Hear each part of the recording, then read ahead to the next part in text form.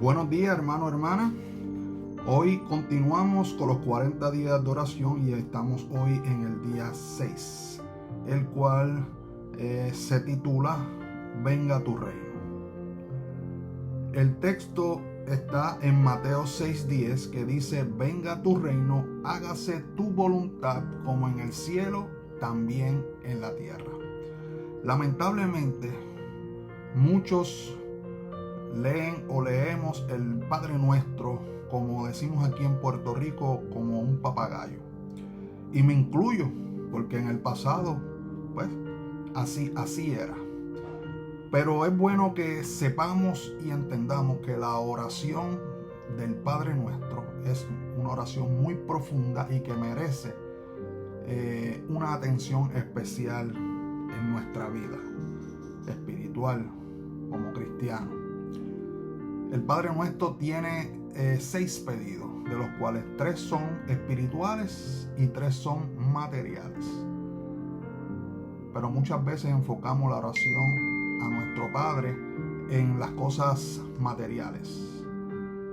Sin embargo, Jesús en el Padre Nuestro nos muestra algo interesante, y es que los pedidos espirituales están por encima de los materiales. Hoy solo nos vamos a concentrar en 2 pedidos espirituales, en venga tu reino y hágase tu voluntad. Algo interesante es que antes que Jesús nos enseñara el Padre Nuestro, en el versículo 8 enfatizó algo bien importante, y es que vuestro Padre conoce de antemano las cosas que tú necesitas, las cosas materiales. Antes de que lo pidan, ya Él las conoce. Es por eso que Jesús enfatizó en las cosas espirituales, en pedir las cosas del reino. Y el reino puede entenderse de 2 maneras. Número 1, presente, que es el reino de la gracia. Y ese es establecido en el corazón tuyo y mío, del creyente, cuando acepta a Cristo como su Salvador personal. En Mateo 6:33 dice: buscad primeramente el reino de Dios y su justicia. Lamentablemente, muchos queremos un Salvador que solo nos libre de culpa de nuestros pecados, pero no queremos un Salvador que tenga dominio de nuestra vida, y mucho menos queremos someternos a las reglas de ese reino. En el reino de la gracia es cuando somos regenerados por el Espíritu Santo. Y el segundo es en el futuro, que es el reino de la gloria. El que nosotros esperamos cuando Jesús regrese por segunda vez a la tierra a buscar a su pueblo. Este reino de gloria es un reino eterno y sin dolor, muy diferente al reino de la tierra, el reino de este mundo que está contaminado por el pecado. En ese reino, en el reino de la gloria, vamos a ser glorificados completamente. Vamos a ser transformados en un abrir y cerrar de ojos. Pero para poder entrar al reino de la gloria, primero tenemos que entrar en el reino de la gracia, donde Jesús es el Rey de nuestra vida. Algo importante que necesitamos entender y conocer es que no es nuestro pasado, no es nuestros pecados lo que va a impedir que podamos entrar al reino de la gloria, sino que es no haber entrado al reino de la gracia, es no haber aceptado a Cristo como tu Salvador personal, es haber rechazado a Cristo Jesús en tu vida.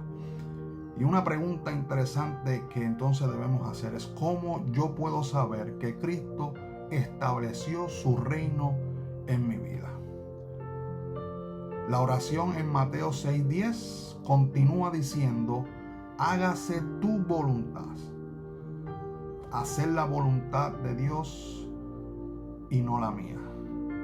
Hacer la voluntad de Dios es cuando somos obedientes, es cuando somos fieles, somos leales a Dios en todo momento, en toda situación, en toda prueba, en toda tentación, en toda circunstancia. Es cuando escuchamos la voz de Dios y la obedecemos, haciendo la voluntad de Él y no la mía. En Mateo 7:21 dice: no todo el que me dice Señor, Señor entrará en el reino de los cielos, sino el que hace la voluntad de mi Padre que está en los cielos. Y ahí vemos que muchos no entrarán al reino de la gloria no porque eran pecadores.